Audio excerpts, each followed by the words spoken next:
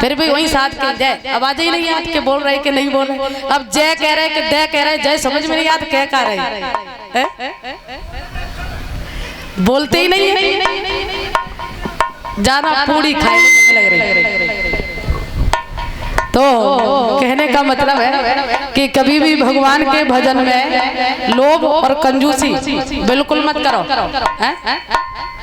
अरे कुछ नहीं तो तन मन से ही सेवा कर लो, और सबसे बड़ी सेवा तो यही है, क्योंकि बताया है परीक्षित महाराज कि हम और आप इस पृथ्वी पर, इस पृथ्वी को एक प्रदर्शन मंच बताया गया है।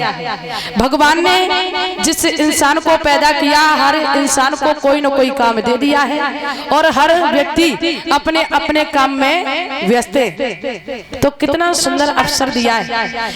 वैसे भी संसार में रह करके हम लोगों को इतना समय नहीं मिलता है जो बैठ करके भगवान का भजन कर ले, भगवान का सत्संग कर ले, क्योंकि संसार में आकर के इतनी विपत्तियां लग जाती हैं, इतने काम लग जाते हैं कि लोग कभी भगवान के लिए 2 मिनट टाइम नहीं निकाल पाते। क्योंकि अगर बात आ गई है तो बताना चाहेंगे। एक बार ऐसा हुआ परीक्षित महाराज, एक पंडित जी मथुरा वृंदावन से जब कथा सीख के अपने गांव में आए हैं, तो गांव में पहुंचे, कहने लगे भैया ऐसा करो, मैंने मथुरा वृंदावन में कथा सीखी है और अपने गांव में कभी कथा नहीं हुई, तो भैया ऐसा करो, कथा कराना बहुत जरूरी है, अपने गांव में एक कथा कराना।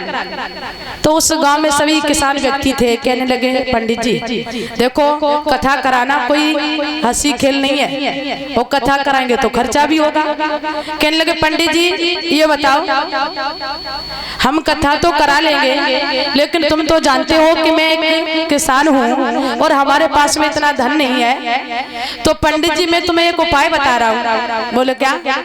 कि जो गांव से बाहर एक प्रधान जी रहते हैं, ऐसा करो उनके पास में धन भी बहुत है, तुम उनके पास चले जाओ, वो तुम्हारी कथा करा लेंगे। पंडित जी ने पोशी पत्रा रखे और प्रधान जी के दरवाजे पहुंच गए। प्रधान जी ने आता हुआ देखा, पूछ लगे पंडित जी आइए, आपका स्वागत है। बड़ा सुंदर आसन डाल दिया। अरे पंडित जी आज आपका आना बड़े समय के बाद हुआ है, कहिए पंडित जी और हाल चाल ठीक है? पंडित जी कहने लगे हाल चाल तो सब ठीक है, लेकिन प्रधान जी मैंने सुना है कि तुम कई सालों से बहुत प्रधानी जीत रहे हो और तुमने धन भी बहुत कमा लिया, तो ऐसा करो प्रधान जी कुछ भगवान के नाम पर थोड़ा दान कर लो। अरे प्रधान जी ऐसा करो, अपने दरवाजे एक भगवान की कथा करा लो। प्रधान जी कहने लगे अच्छा पंडित जी ये बताओ, हम कथा तो करा लेंगे, लेकिन पंडित जी हमें एक बात बताओ कि उस कथा का खर्चा कितना होगा? तो पंडित जी बहुत होशियार थे। पंडित जी कहने लगे देखो प्रधान जी, पंडित जी समझ गए इसका मतलब ये बहुत बड़े लोभी, और यदि हमने कहीं खर्चा बता दिया तो हो सकता है कि ये कथा ना कराएं। पंडित जी कहने लगे भैया प्रधान जी देखो, ज्यादा परेशान होने की बात नहीं है, सारी सामग्री हम अपने साथ में लेके आए हैं, केवल एक नारियल की जरूरत है, तो आप बाजार में चले जाओ, एक नारियल ले आओ। प्रधान जी कहने लगे हाँ ठीक है। पंडित जी को तो वही बैठा दिया।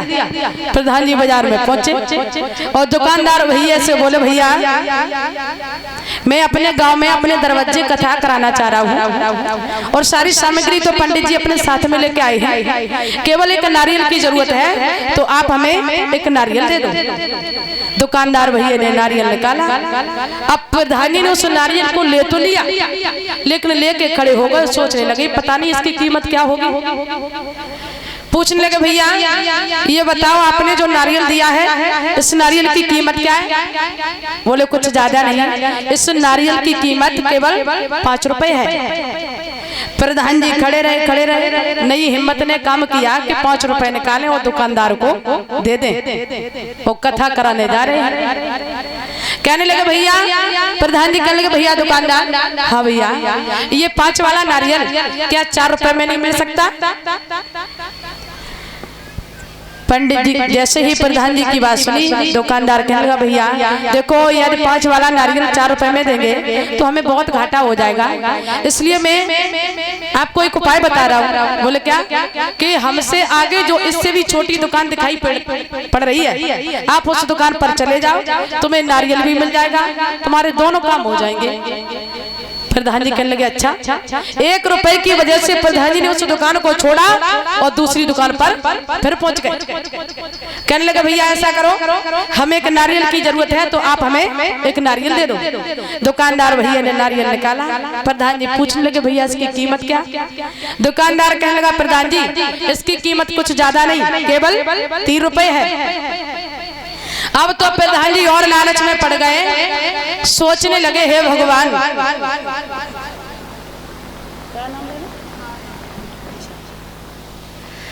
इसी के साथ में 101 रुपए का पुरस्कार दुलारे भैया उनकी तरफ से ये पुरस्कार है। तो ठाकुर जी से प्रार्थना है, आराधना है, धर्म के रास्ते पर यही आगे बढ़ते रहे।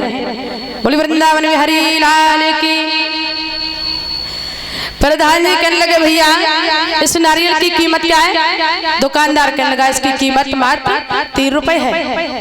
अब तो प्रधान जी और लालच में पड़ गए, सोचने लगे हे भगवान कहाँ 5 वाला नारियल और यहाँ 3 रुपए में मिल रहा है, यहाँ तो बिगड़ कहे 2 रुपए गिर गए।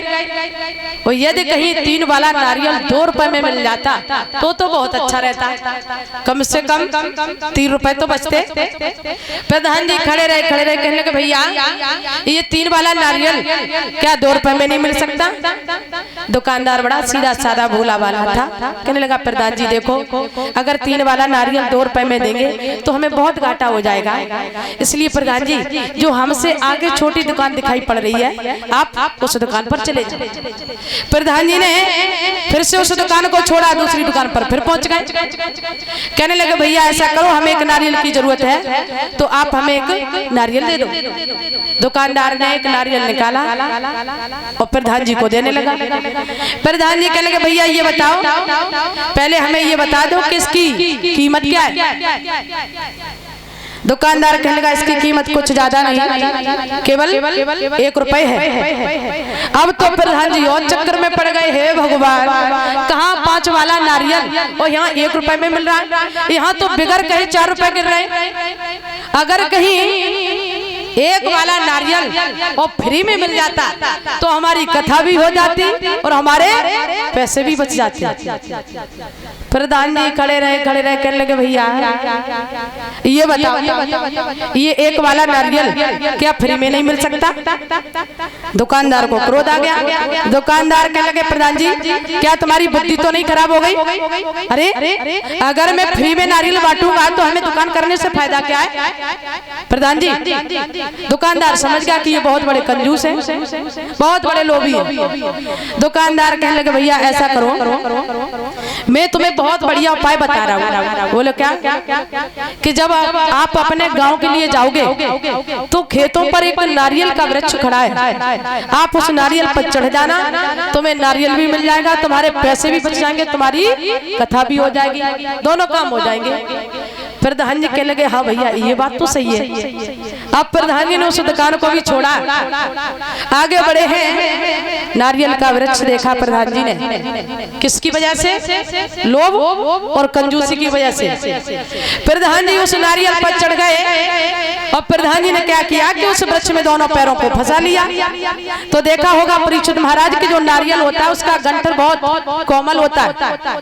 प्रधान जी ने जैसे ही नारियल तोड़ने के लिए झटका मारा तो नारियल तो नहीं टूटा, लेकिन प्रधान जी के जो पैर थे वो दोनों पैर खुल गए। अब प्रधान जी नारियल पर लटक रहे हैं, किसकी वजह से? लोभ और कंजूसी की वजह से। प्रधान जी कुछ देर तक तो लटकते रहे और जब वो गंठर उस वजन को सैर नहीं कर पाया, गंठर हिलने लगा। अब प्रधान जी चिल्लाने लगे भैया कोई तो हमारी सहायता करो, भैया हमारी कोई मदद करो। और तब तक परीक्षित महाराज क्या हुआ कि उधर से एक ऊंट वाले भैया ऊंट पर भूसा लादे बड़े मगन होके आ रहे और वो उनके भी बाप रहे बहुत बड़े कंजूस। प्रधान जी ने देखा भैया ऊंट वाले, अरे भैया थोड़ी हमारी सहायता कर दो, आप हमें इस नारियल से नीचे उतार लो। ऊंट वाले ने देखा दूर से ही। ऊंट वाला सोचने लगा पता नहीं ये कौन मूर्ख है, इसे कहीं बैठने के लिए जगह नहीं मिली जो ये नारियल पर लटक रहा है। ऊंट वाला भैया के लिए क्यों रे? प्रधान जी से बोला ऊंट वाला, वो तो जानता नहीं था ये प्रधान है कौन है। क्यों रे ये बता, तुझे कहीं बैठने के लिए जगह नहीं मिली थी जो तू इस नारियल पर लटक रहा है? प्रधान जी कहने लगे भैया भूल हो गई, ऐसा कर भैया थोड़ी हमारी सहायता कर दे और हमें इस नारियल से नीचे उतार ले। ऊंट वाला बहुत चालाक था। ऊंट वाला कहने लगा क्यों रे, क्या तुम्हारी बुद्धि तो नहीं खराब हो गई? हमारे 400 रुपए का भाड़ा, क्या तेरे पीछे में अपने 400 रुपए का भाड़ा मार दूं? प्रधान जी समझ गए कि अब ऐसे पेश नहीं जाएगी। प्रधान जी कहने लगे भैया ऊंट वाले तू 400 रुपए छोड़, मैं तुझे 800 रुपए दूंगा, लेकिन हमें इस नारियल से नीचे उतार ले। ऊंट वाले ने सोचा ये बहुत बढ़िया रहा, कहा 400 रुपए का भाड़ा और पूरे दिन भागते रहेंगे और 400 रुपए फोपट के मिल रहे, तो ये बहुत अच्छा है। ऊंट वाले भैया ने क्या किया कि ऊंट से भूसा लिया और जमीन पर रख दिया, और ऊंट वाले भैया ने ऊंट को उसी वृक्ष के नीचे खड़ा कर लिया और स्वयं ऊंट के ऊपर खड़ा हो गया और प्रधान जी के पैर पकड़ लिए ऊंट वाले भैया ने। और परीक्षित महाराज तब तक क्या हुआ कि ऊंट ने देखा आगे बड़ी सुंदर हरी भरी घास खड़ी है, तो ऊंट जो था चल बसा। अब ऊंट वाला भैया प्रधान जी के पैर पकड़े लटक रहा है। प्रधान जी कहने लगे क्यों रे, ये बता तू हमें बचाने आया है या मरवाने? इससे तो पहले ही ठीक थे, हम अकेले ही सही थे, अब तो दो सिलियां लटक रही, अब तो वैसे भी मर जाएंगे। और ऊंट जब चला गया तो कुछ देर के बाद में भला कब तक वो वजन को सहन कर पाता वो नारियल। जब प्रधान जी के पैर हिलने लगे, अब ऊंट वाला भैया प्रधान जी से बोला क्या कि भैया प्रधान जी देखो वो तो बात गई, तुम जो हमें 800 रुपए दे रहे थे उस बात को छोड़ो, मैं तुम्हें 1600 रुपए दूंगा, लेकिन इस नारियल को मत छोड़ना, नहीं तुम मर जाएंगे। तो कहने का मतलब कभी भी कहीं भी सत्संग चलता हो तो ध्यान रखना कि कभी भी भगवान के भजन में लोभ और कंजूसी बिल्कुल मत करो, क्योंकि वो तो एक संसार में लटके